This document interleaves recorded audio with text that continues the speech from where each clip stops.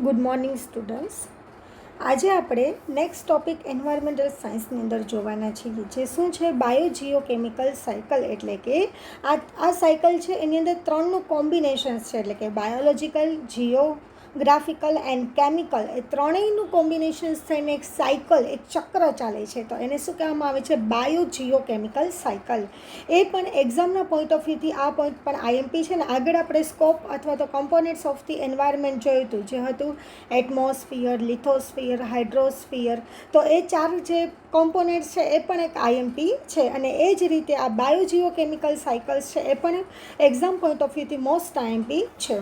તો કે biogeochemical cycle is a complete path for the chemical through the earth or ecosystem. એટલે કે biogeochemical cycle છે એક કમ્પ્લીટ પાથ છે ફોર ધ કેમિકલ્સ, એટલે કે એક રાસાયણ સાથેનું એક સળંગ રસ્તો. પાથ એટલે કે રસ્તો, કમ્પ્લીટ એક રસ્તો બતાવે છે કે જે through the earth or ecosystem, જે પૃથ્વી ઉપર બને છે અથવા તો એક ઇકોસિસ્ટમ છે. ઇકોસિસ્ટમનો મતલબ થાય છે ઇકો ફ્રેન્ડલી, એટલે કે એન્વાયરમેન્ટને ઓછું નુકસાન કરતું હોય એવું.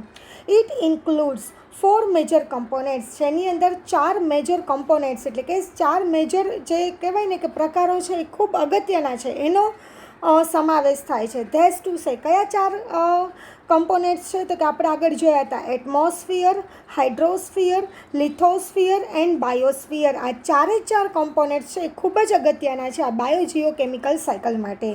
ઇટ ઇન્ક્લુડ્સ, જેની અંદર કોનો સમાવેશ થાય છે? તો કે biological, geological and chemical aspect of the each cycle. એટલે કે દરેક સાયકલ, આખું આ ચક્ર, સાયકલ એટલે કે ચક્ર, આ ચક્ર છે એની અંદર તેનો સમાવેશ થાય છે કે બાયોલોજીકલ એટલે કે જીવવિજ્ઞાન, જીઓલોજીકલ એટલે કે ભૌગોલિક એન્ડ કેમિકલ એટલે કે રાસાયણિક aspect of the each cycle. It is a defined as, એને તમારે વ્યાખ્યાયિત કરવું હોય તો એની વ્યાખ્યા શું છે? તો કે it is a defined as a, એટલે કે એને વ્યાખ્યાયિત કરીએ as the moment of the elements. એટલે કે દરેક એલિમેન્ટ્સ, દરેક જે વસ્તુ છે એનું મોમેન્ટ, એલિમેન્ટ્સનો મતલબ થાય છે તત્વો, એટલે કે દરેક તત્વો છે એનું મોમેન્ટ્સ, એ જે પ્રક્રિયા કરે છે, લાઈક જેની અંદર શું આવે છે? તો કે hydrogen, oxygen, carbon, nitrogens, phosphorus and the sulphur through the organisms and the environment. એટલે કે સજીવો અને પર્યાવરણ, એ બંને વચ્ચે આ દરેક શું કહેવાય છે? તત્વો કેવા છે? કયા તત્વો? તો કે hydrogen, oxygen, carbon, nitrogens, phosphorus, સલ્ફર્સ, એ દરેકનું જે પ્રક્રિયા થાય છે સજીવો અને પર્યાવરણ વચ્ચે, તેને શું કહેવામાં આવે છે? બાયોજીઓકેમિકલ સાયકલ. આગળ કહે છે તો કે biogeochemical cycle equal to bio એટલે કે બાયોલોજીકલ ઓર્ગેનિઝમ્સ, એટલે કે જીવ વિજ્ઞાન સજીવો, સજીવો કયા છે? તો કે લાઈક બેક્ટેરિયા, પ્લાન્ટ્સ એટલે કે છોડ, એન્ડ એનિમલ્સ એટલે કે નાના નાના જીવજંતુઓ, પ્રાણીઓ. એમાં બાયો પ્લસ શું આવે છે? Geo. Geo means geological processes, એટલે કે ભૌગોલિક પ્રક્રિયા. For example weathering of the rocks, એટલે કે અત્યારે શું થાય છે? તો કે વેધરિંગ, વાતાવરણની અંદર જે વાદળો બંધાય છે એ બધું, તો એને શું કહેવામાં આવે છે? કે weathering of the rocks. Plus chemical process, અને સાથે સાથે રાસાયણિક પ્રક્રિયા like a formulation of the molecules. Formulation એટલે કે એ બંધાય છે, શું બંધાય છે? ઓફ ધી મોલેસ્યુલસનો મતલબ થાય છે નાના નાના કણો, એ એનાથી ઉત્પન્ન થાય છે, તો એને કયું કહેવાય છે? Chemical process. એટલે કહી શકાય બાયોજીઓકેમિકલ ઇક્વલ ટુ બાયો એટલે કે બાયોલોજીકલ, પ્લસ જીઓ એટલે કે જીઓલોજીકલ, પ્લસ કેમિકલ એટલે કે કેમિકલ પ્રોસેસ. આ ત્રણેય છે એનું એડિશન, એટલે કે ત્રણેયનો સરવાળો એટલે બને છે બાયોજીઓકેમિકલ સાયકલ. કે બાયોની અંદર biological organisms like a bacteria, plant, એ દરેક વસ્તુ, જીઓલોજીકલની અંદર વેધરિંગ ઓફ ધી રોક્સ, અને કેમિકલની અંદર ફોર્મ્યુલેશન ઓફ ધી મોલેસ્યસ એટલે કે નાના નાના કણો ઉદ્ભવે છે. તો આ દરેક ત્રણેય વસ્તુનું કોમ્બિનેશન, એટલે એને કહીશું આપણે બાયોજીઓકેમિકલ સાયકલ. નેક્સ્ટ કહે છે as a human being earn a money એટલે કે દરેક માનવી છે એ પૈસા કમાય છે and spend it for a many purpose, અને આ કમાયેલા પૈસા છે ઘણી બધી જગ્યાએ સ્પેન્ડ એટલે કે વાપરે છે. It for the many purpose, એના ઘણા બધી હેતુઓ છે. લાઇક અ પર્પઝ એટલે કે હેતુ છે. Like a buying a foods એટલે કે ખોરાક ખરીદવા માટે, ગ્રોસરી એટલે કે કરિયાણું ખરીદવા માટે, કાર ખરીદવા માટે et cetera. And this it is a continuous process, અને આ કેવી પ્રોસેસ છે? કન્ટિન્યુઅસ છે. એટલે કે એક વખત પૈસા કમાયા પછી એને આપણે સ્ટોપ નથી કરી દેતા. આપણે વધારે ને વધારે પૈસા કમાય અને આપણી વધારે ને વધારે જરૂરિયાતો છે, આપણી નીડ્સ છે એ ફૂલફિલ થાય એવું જ આપણે ઈચ્છતા હોઈએ છીએ. એટલા માટે આ કન્ટિન્યુઅસ પ્રોસેસ છે, કેમ કે એક આપણી ઈચ્છા પૂરી થઈ ગઈ તો ઓટોમેટિક બીજી ઈચ્છા તો સ્ટાર્ટ થઈ જ જવાની હોય છે. એટલા માટે so it is a continuous process in the same manner. એવી જ રીતે કાર્બન એટલે કે સી, નાઇટ્રોજન એટલે કે એન, ફોસ્ફરસ એટલે કે પીએચ એન્ડ પોટેશિયમ એટલે કે is a currency of the ecosystem on the અર્થ. તો એવી જ રીતે કે મની છે એ આપણી કરન્સી છે, એવી જ રીતે તો કે ઇકોસિસ્ટમ એટલે કે ઇકો ફ્રેન્ડલી માટે, એન્વાયરમેન્ટ માટે તો કે કરન્સી પૈસા જેમ આપણા માટે મહત્ત્વના છે, તો એવી રીતે ઇકોસિસ્ટમ માટે શું મહત્ત્વનું છે? તો કે આ દરેક વસ્તુ કઈ કઈ? તો કે carbon, nitrogens, phosphorus and the પોટેશિયમ્સ આ એક કરન્સી તરીકેનો ભાગ ભજવે છે ઓન ધી અર્થ, પૃથ્વી ઉપર. ઇટ સર્ક્યુલેટ, એ સર્ક્યુલેટ થાય છે એટલે કે એક જગ્યાએથી બીજી જગ્યાએ ફરે છે. From the one organisms to another એટલે કે એક સજીવ પાસેથી બીજા સજીવ પાસે એનું શું થાય છે? ટ્રાન્સફરન્ટ એટલે કે એક જગ્યાએથી બીજી જગ્યાએ એ સર્ક્યુલેટ એટલે કે ફરે છે. Like a currency. કેમ કરન્સી છે? તો કે આપણે એક કરન્સી છે તો આપણી પાસે જે કરન્સી બીજાને આપે, બીજો છે ત્રીજાને આપે છે, તો એ કરન્સી શું થઈ જાય? એક વ્યક્તિ પાસેથી બીજી વ્યક્તિ પાસે સર્ક્યુલેટ થાય છે. તો એવી જ રીતે આ દરેક તત્વો છે, કાર્બન, નાઇટ્રોજન, ફોસ્ફરસ, પોટેશિયમ્સ, એ શું છે? તો કે એક કરન્સી છે ઇકોસિસ્ટમની. એ પણ એક જગ્યાએથી બીજી જગ્યાએ શું થાય છે? એક સજીવ પાસેથી બીજા સજીવ પાસે સર્ક્યુલેટ થાય છે. ઇટ વર્ક વિથ અ ફૂલ કોઓપરેશન્સ એટલે કે એનું વર્ક, એનું કામ છે વિથ અ ફૂલ કોઓપરેશન્સ, ખૂબ જ સહકારથી. કોઓપરેશનનો મતલબ થાય છે સહકારથી. એન્ડ ઇન્ટિગ્રેશન્સ એટલે કે ખૂબ જ સાનુકૂળ રીતે એ વિથ ઇચ અધર એટલે કે એકબીજા સાથે સાનુકૂળ રીતે અને સહકારથી એ વર્ક કરે છે. And work hard to maintain the growth of the life on the અર્થ એટલે કે પૃથ્વી પર એનું જીવન ટકાવી રાખવા માટે, એની વૃદ્ધિ કરવા માટે, એને મેન્ટેન રાખવા માટે પણ એ ખૂબ હાર્ડવર્ક કરે છે. ધેરફોર એટલા માટે કહી શકાય, વી કેન સે ધેટ, તેથી કહી શકાય કે that earth is a close system એટલે કે ખૂબ જ નજીકની સિસ્ટમ છે. For the matter and the aspect the small amount of the cosmic debris એટલે કે આ એક કહેવાય ને કે પૃથ્વી માટે આ એક ક્લોઝડ ખૂબ જ નજીકની એક સારી એવી સિસ્ટમ છે. ફોર ધ મેટર એ કોની સાથે રિલેટેડ છે? એન્ડ ધ એક્સેપ્ટ અને એ શું કરે છે? સ્વીકારે છે. સ્મોલ અમાઉન્ટ નાના નાના જે અમાઉન્ટ ઓફ કોસ્મિક ડેબ્રિસ, કોસ્મિકનો મતલબ થાય છે બ્રહ્માંડીય અથવા તો વિશાળ રીતે, અને ડેબ્રિસનો મતલબ થાય છે કચરો. તો કે બ્રહ્માંડની અંદર જે પણ કચરો છે એ દરેક વસ્તુ છે તો એને એક્સેપ્ટ અને એની સાથે ક્લોઝ રિલેટેડ છે. આ દરેક વસ્તુ એની સાથે જોડાયેલી છે. That enter into the earth atmosphere જે વાતાવરણ, પૃથ્વીના વાતાવરણ સાથે શું કરે છે? ભળે છે. ઓલ ધીસ એલિમેન્ટ્સ આ બધા જ તત્વો are present in the earth crust જે આ બધા જ તત્વો છે એ અત્યારે હાજર છે. ક્યાં? તો કે ઇન ધી અર્થ ક્રસ્ટ પૃથ્વીની જે સપાટી છે, પોપડો છે, એની અંદર આ દરેક તત્વો જોડાયેલા છે. વેન ઇટ વોઝ ફોર્મડ એ બને છે ત્યારે billions of the year ago, એ ઘણા બિલિયન્સ ઓફ યર અગો, ઘણા બિલિયન્સ ઓફ યર વર્ષો પહેલાં એ બનેલો હતો. આ નાના નાના બ્રહ્માંડના જે કચરો છે ભેગો થઈને એ બનેલું છે. એન્ડ પ્રોડ્યુસિંગ ધી એટમોસ્ફિયર અને એના થ્રુ ઉત્પાદન થયું છે. પ્રોડ્યુસિંગ મીન્સ ઉત્પાદન થયું છે. કોનું? એટમોસ્ફિયર એટલે કે વાતાવરણનું, હાઇડ્રોસ્ફિયર, બાયોસ્ફિયર એન્ડ લિથોસ્ફિયર એટલે કે જીવાવરણ, મૃદાવરણ, વાતાવરણ અને શિલાવરણ, એ દરેક વસ્તુ છે એના થ્રુ શું થાય છે? ઘણા વર્ષોની બિલિયન્સ ઓફ યર અગો એટલે કે બિલિયન્સ ઓફ વર્ષો પહેલાં એ શું થયું હતું? પ્રોડ્યુસ થયું હતું. સિન્સ ઓલ ધીસ યર અને અત્યારે પણ એ થાય જ છે. તો હવે આ બાયોજીઓકેમિકલ સાયકલ છે એને 3 ભાગમાં વહેંચેલી છે. તો કે હાઇડ્રોલોજિકલ સાયકલ્સ, કાર્બન સાયકલ્સ અને નાઇટ્રોજન સાયકલ. તો આપણે ફર્સ્ટ સ્ટાર્ટ કરીએ છીએ હાઇડ્રોલોજિકલ સાયકલ્સ. હાઇડ્રોલોજિકલ એટલે કે એ પાણી સાથે જોડાયેલું છે. હાઇડ્રોસ્ફિયર આપણે જેમ કહીએ છીએ એમ, તો કે શું કહેવાય છે, હાઇડ્રોસ્ફિયર કે જેની અંદર પાણી સાથે એનું કનેક્શન્સ હોય છે. તો એ જે પાણી કેવી રીતે બને છે, તો એના માટેની જે સાયકલ છે એને આપણે શું કહેશું, હાઇડ્રોલોજિકલ સાયકલ. તો એની અંદર શું આવે છે, તો ડિફરન્ટ સ્ફિયર્સ લાઇક એટલે કે ઘણા સ્તરો છે. લાઇક કયા તો કે લિથોસ્ફિયર શિલાવરણ, બાયોસ્ફિયર એટલે કે જીવાવરણ, એટમોસ્ફિયર એટલે કે વાતાવરણ, એન્ડ હાઇડ્રોસ્ફિયર એટલે કે મૃદાવરણ are interconnected to each other. બધા એકબીજા સાથે શું છે, ઇન્ટરકનેક્ટેડ એટલે કે એકબીજા સાથે જોડાયેલા છે. And are depend on the each other અને એકબીજા ઉપર શું છે, આધારિત છે. The effect on the any one sphere will definitely disturb all the other sphere. એટલે કે એક સ્તરની અંદર કંઈ પણ ઇફેક્ટ અસર થશે એ ડેફિનેટલી એટલે કે શ્યોરલી ખાતરીપૂર્વક એ ડિસ્ટર્બ કરશે. કોને ડિસ્ટર્બ કરશે, ઓલ અધર સ્ફિયર, એ બીજા દરેક સ્ફિયર્સ છે, બીજા બધા સ્તરો છે એને પણ એ શું કરે છે, નુકસાન કરે છે. ધીસ ઇન્ટરકનેક્શન્સ એટલે કે આ બધા વચ્ચેનું આંતરિક જે શું કહેવાય છે, કનેક્શન્સ છે બિટવીન ધેમ, એટલે કે આ બધા વચ્ચે જે આંતરિક કનેક્શન્સ રહેલું છે is in the form of the cycle. એનાથી જ શું થાય છે, એક સાયકલ ચક્ર રચાયું છે.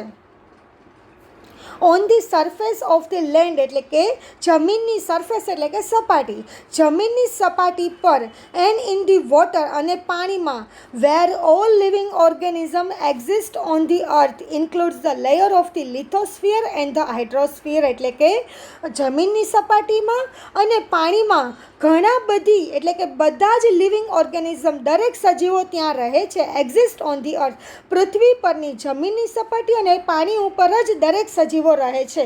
Includes the layer of the, જેના થ્રુ એક એમાં સમાવેશ થાય છે, તો કે એક લિથોસ્ફિયર એટલે કે શિલાવરણ એન્ડ હાઇડ્રોસ્ફિયર એટલે કે જલાવરણ સાથે. Through we have to understood, એટલા માટે આપણે સમજવું પડે છે the complex interlink between, complex એટલે કે જટિલ, ઇન્ટરલિંક એટલે કે આંતરમાળખું કોની સાથે જોડાયેલું છે, between the hydrosphere, atmosphere and the lithosphere. એટલા માટે આ દરેક ઇન્ટરલિંક એટલે કે આંતરિક રીતે દરેક એકબીજા સાથે જોડાયેલા છે. કોણ, તો કે હાઇડ્રોસ્ફિયર, atmosphere and the lithosphere. At the same time, we know that on the biosphere millions of the living organisms exist. એટલે કે આની સાથે જ આ જ સમયની અંદર we know that the biosphere millions of the living organisms exist. એટલે કે બાયોસ્ફિયર જીવાવરણની અંદર ઘણા બધી સજીવો છે એ શું કરે છે, અસ્તિત્વ ધરાવે છે. એક્ઝિસ્ટનો મતલબ થાય છે અસ્તિત્વ ધરાવવું. As there is a interconnections એટલે કે આ બધા એકબીજા સાથે ઇન્ટરકનેક્શન્સ એટલે કે આંતરિક રીતે કનેક્શન એટલે કે જોડાયેલા છે ઓફ ધી બાયોસ્ફિયર એટલે કે જીવાવરણ સાથે, with the different elements of the other spaces એટલે કે ઘણા બધી અલગ અલગ તત્વો સાથે એ બીજા અલગ અલગ સ્ફિયર્સ છે એટલે કે લિથોસ્ફિયર, હાઇડ્રોસ્ફિયર એ બધા એકબીજા સાથે જોડાયેલા છે. ઇટ ઇઝ અ એસેન્શિયલ, એ ખૂબ જ જરૂરી છે ટુ સ્ટડી, આપણે સમજવું જોઈએ. શું? To study the inter relationship between the following entities with the ecosystem. તો આ ઇકોસિસ્ટમ સાથે આપણે આંતરિક રીતે આની રિલેશનશિપ શું આંતરિક સંબંધ ધરાવે છે એકબીજા સાથે એને સમજવું એ ખૂબ જ જરૂરી છે ઇકોસિસ્ટમ માટે. તો એના માટેનો એક ચાર્ટ છે જે શું છે, તો કે આપણે અહીંયા અગત્યના 3 સ્ફિયર કયા, એટમોસ્ફિયર એટલે કે વાતાવરણ, હાઇડ્રોસ્ફિયર એટલે કે જલાવરણ અને લિથોસ્ફિયર એટલે કે શિલાવરણ. આ ત્રણેય સ્ફિયર, ત્રણેય તત્વો છે ખૂબ જ અગત્યના છે. શેના માટે? તો કે હાઇડ્રોલોજિકલ સાયકલ માટે, એટલે કે પાણી કઈ રીતે બને છે એના માટે આ 3 કમ્પોનેન્ટ્સ ખૂબ જ અગત્યનો ભાગ ભજવે છે. જેની અંદર સૌથી પહેલાં આપણે જોઈએ તો કે પ્રોસેસની અંદર જોઈએ તો પહેલાં શું આવે છે, હાઇડ્રોસ્ફિયર. હાઇડ્રોસ્ફિયર એટલે કે આપણે જલાવરણમાંથી આપણે એટલે કે પાણીના સ્ત્રોતમાંથી, વોટર રિસોર્સિસમાંથી શું થશે, તો કે વોટર એવોપરેશન્સ. વોટર એવોપરેશન્સનો મતલબ થાય છે પાણીનું બાષ્પીભવન થાય છે. ફ્રોમ ધી, ક્યાંથી, તો કે સી એટલે કે દરિયામાંથી, એન્ડ ફ્રેશ વોટર એટલે કે જ્યાં પાણી છે ચોખ્ખું પાણી મળે છે ત્યાંથી ઓફ અ ઇકોસિસ્ટમ એન્વાયરમેન્ટની અંદર આપણી જે આખી સિસ્ટમ છે જેની અંદર પાણીનું બાષ્પીભવન થાય છે. કયા પાણીનું? તો કે દરિયાનું, અને સાથે સાથે નદી ઝરણાની અંદર જે શુદ્ધ પીવાનું પાણી મળે છે ત્યાંથી પાણીનું શું થાય છે? બાષ્પીભવન થાય છે. એ બાષ્પીભવન થવાને કારણે ફોર્મિંગ એટલે કે બને છે. શું બને છે? ક્લાઉડ્સ ઇન ધી એટમોસ્ફિયર એટલે કે વાતાવરણમાં ક્લાઉડ્સ એટલે કે વાદળો બંધાય છે. જેના કારણે આ વાદળો બંધાવાને કારણે તો કે નેક્સ્ટ પ્રોસેસ શું છે? રેન, વરસાદ આવે છે. આ વરસાદ છે તો કે પ્રોવાઇડ્સ ધી મોઇસ્ચર્સ ફોર ધ લિથોસ્ફિયર એટલે કે જમીનની અંદર એ મોઇસ્ચર્સ એટલે કે ભેજ પૂરો પાડે છે, જેના કારણે એને શું મળે છે? ન્યુટ્રિશન્સ, એને પોષક તત્વો જમીનને મળી રહે છે. અને સાથે સાથે એની સામેની બીજી ચેઇન શું બતાવે છે? બીજી પ્રોસેસ તો કે આ વરસાદ છે રોક્સ એટલે કે ખડકો સાથે શું થાય છે? ખડકોની અંદર એ ઉતરે છે પાણી, ખડકો સાથે એ શું કહેવાય છે? અથડાય છે પાણી, વરસાદનું પાણી, જેના કારણે વાઇન્ડ ઇફેક્ટ એ પવનની અસર થાય, જેના કારણે એ માટીમાં એ શું થાય છે? એ રોક્સ અથડાઈને માટીમાં ભળે છે. અને આ માટી છે એ પ્લાન્ટ લાઈફ એટલે કે વનસ્પતિ જીવનને એ શું થાય છે? ઉપયોગી બને છે. તો આ છે હાઇડ્રોલોજિકલ સાયકલ કે જેની અંદર પાણીનું સૌથી પહેલાં તો બાષ્પીભવન થાય છે. પાણીના બાષ્પીભવન થવાને કારણે વાદળો બંધાય છે. આ વાદળોને કારણે વરસાદ આવે છે. એ વરસાદ જમીન સાથે ભળે છે, જેના કારણે એ માટી છે એ વનસ્પતિ જીવનને એ ખૂબ જ અગત્યની હોય છે. તો આ રીતે આપણે જોશું હાઇડ્રોલોજિકલ સાયકલ. આ હતી હાઇડ્રોલોજિકલ સાયકલ. આ આપણે ચાર્ટ એક્ઝામની અંદર બતાવવાનો થશે. નેક્સ્ટ આપણે જોઈએ તો કે શું કહે છે? Living organism. વચ્ચે શું રહેલું છે? લિવિંગ ઓર્ગેનિઝમ એટલે કે દરેક સજીવો, એ ત્રણ વસ્તુ સાથે દરેક સજીવોને ત્રણ કમ્પોનેન્ટ્સ, ત્રણ અગત્યના તત્વો છે ખૂબ જ મહત્ત્વના હોય છે. એને જો એની લાઈફ જીવન ટકાવવું હોય તો ફર્સ્ટ શું છે? તો કે વોટર, પાણી. Second one is a air, હવા એટલે કે ચોખ્ખી હવા. અને સોઇલ એટલે કે જમીન. એ ત્રણ વસ્તુ હશે તો દરેક સજીવો એ પૃથ્વી ઉપર જીવન જીવી શકે છે. નેક્સ્ટ આપણે જોઈએ તો કે ડ્યુરિંગ ધી મોન્સૂન સિઝન્સ એટલે કે ચોમાસાની ઋતુમાં રેઇન વોટર, વરસાદનું પાણી as it run on the ground either directly flow into the rivers and finally flow into the C. એટલે કે ચોમાસાની ઋતુની અંદર વરસાદનું પાણી છે એ રન એટલે કે એ આગળ વધે છે, ઓન ધી ગ્રાઉન્ડ એટલે કે એ શું કહેવાય છે? જમીનમાં ભળે છે ડાયરેક્ટલી ફ્લો કરીને, અને એ જમીનમાં ભળી અને સાથે સાથે એ ફ્લો એ ઝરણા સાથે એ નદીમાં પણ ભળે છે. And finally flow into the C, અને એ નદીમાંથી પાણી ભળી અને ક્યાં ભળે છે? તો કે દરિયામાં ભળે છે. A part of the water એટલે કે પાણીનો જથ્થો that falls on the land એ જમીનમાંથી અથડાઈને પડે છે, gets a filtered out through the પેરાલોટેક્સ and it stored in the underground water એટલે કે આ જે વસ્તુ છે, આ જે જમીનમાંથી પાણી જે વહે છે થ્રુ ધી પરકોલેટ્સ એટલે કે જામે છે. કોની સાથે? And it's stored in the underground એ જમીનમાં ભળી અને જમીનની અંદર ઉતરે છે, જેના કારણે એ ભૂગર્ભ પાણીમાં એ ભળે છે, સ્ટોર્ડ થાય છે, સંગ્રહ થાય છે. ધીસ અંડરગ્રાઉન્ડ વોટર, આ જે ભૂગર્ભ પાણી છે, remains throughout the year એ ઘણા વર્ષો સુધી એ શું છે? સંગ્રહ થઈ શકે છે. And is done by the plant અને એ વનસ્પતિ માટે ઉપયોગી બને છે. તો water is a transpired on the leave and it is a convert in to water vapour. અને આ જ પાણી છે એ વધારે પડતું ગરમ થાય, ભૂગર્ભની જમીન જેટલી ગરમ થશે, જેના કારણે એ પાણી છે એનું વેપોર એટલે કે બાષ્પીભવન થશે. વિચ એવોપરેટ, આ બાષ્પીભવન ટુ ધી એટમોસ્ફિયર જે વાતાવરણ સાથે ભળે છે. ધીસ વોટર વેપોર એટલે કે આ બાષ્પ, પાણીના જે બાષ્પ છે is a lighter than the air, એ હવા કરતાં કેવા હોય છે? ખૂબ જ ઝાંખા પડતા હોય છે. And so it is a rises and form the cloud, અને એના કારણે જ એ શું બને છે? તો કે વાદળાઓ બને છે. Winds blow the clouds form the long distance એટલે કે પવનને કારણે એ વાદળાઓ ખૂબ જ ઝડપથી લાંબા સમય સુધી એ ટકી રહે છે. As a result the cloud rise higher, અને ત્યારબાદ એ પવનને કારણે એ વાદળાઓ ઊંચેને તરફ જાય છે.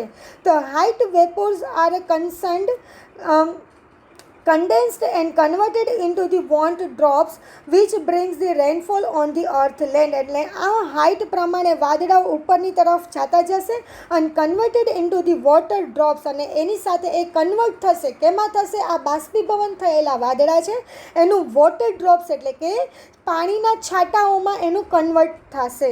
વિચ બ્રિંગ્સ ધી રેનફોલ, અને જેના થ્રુ શું આવે છે? પૃથ્વી ઉપર, પૃથ્વીની જમીનની સપાટી ઉપર રેનફોલ એટલે કે વરસાદ પડે છે. It is a continuous process. આ કેવી છે? સતત ચાલતી પ્રક્રિયા છે. And the life on the earth depends on this cycle, અને આ મુજબ જ પૃથ્વી પરની જીવસૃષ્ટિ શક્ય બને છે. The populations and the other destructive એટલે કે વિનાશક એક્ટિવિટીઝ એટલે કે ઘણી બધી એવી વિનાશક પ્રવૃત્તિઓ છે, અને પોલ્યુશન્સ એટલે કે પ્રદૂષણને કારણે activities of the man disturb this cycle, આ સાયકલને શું કરે છે? ડિસ્ટર્બ કરી દીધી છે. And so there are the irregularities એટલે કે અનિયમિતતા આવી ગઈ છે. કેમાં? તો કે ઇન રેનફોલ, વરસાદ પડવામાં ઘણી બધી અનિયમિતતા આવી ગઈ છે. Which we are experiencing today, જેનો આપણે અનુભવ અત્યારે કરી જ રહ્યા છીએ. આપણે જોઈએ છીએ કે ચોમાસુની ઋતુ સ્ટાર્ટ થઈ જાય છે તો પણ હજી વરસાદ આવતો નથી, અને વરસાદ મોડો પડે છે, અને વરસાદ પડે છે તો બહુ વધારે પડતો પડી જાય છે અથવા તો પડતો જ નથી. એટલે કે આ જે સિસ્ટમ છે, આ ચેન છે જે કેવી થઈ ગઈ છે? ઇનરેગ્યુલર, અનિયમિત થઈ ગઈ છે. At some places due to the excessive rainfall, ઘણી બધી જગ્યાએ એક્સેન્સિવ રેનફોલ એટલે કે ખૂબ જ વધારે પડતો વરસાદ પડે છે. ધેર આર હેવી ફ્લડ્સ, જેને શું કહેવામાં આવે છે? પૂર કહેવામાં આવે છે. In USA, people have experienced the એન્સિનો સ્ટોર્મ્સ એટલે કે યુએસએની અંદર, યુનાઇટેડ સ્ટેટ ઓફ અમેરિકાની અંદર, તો કે ત્યાંના લોકોએ એક્સપિરિયન્સ અનુભવ કર્યો હતો. કેનો? તો કે એન્સિનો સ્ટોર્મ એટલે કે એવું શું કહેવાય છે? તોફાન આવ્યું હતું કે જે સ્ટોર્મ એટલે કે તોફાન આવેલું હતું, એનું નામ શું આપેલું હતું? Encino. Which have sum other places like, અને એ બીજા પ્લેસીસને પણ નુકસાન કર્યું હતું, લાઇક આફ્રિકા. અને એવી જ રીતે આફ્રિકાની અંદર શું આવેલું છે? ધેર ઇઝ અ પ્રોલોન્ડ એટલે કે લાંબા સમય સુધી ડ્રોટ્સ એટલે કે દુષ્કાળ પડ્યો હતો. Which have extended over the year, એ આખા વર્ષ સુધી એની અસર દેખાણી હતી.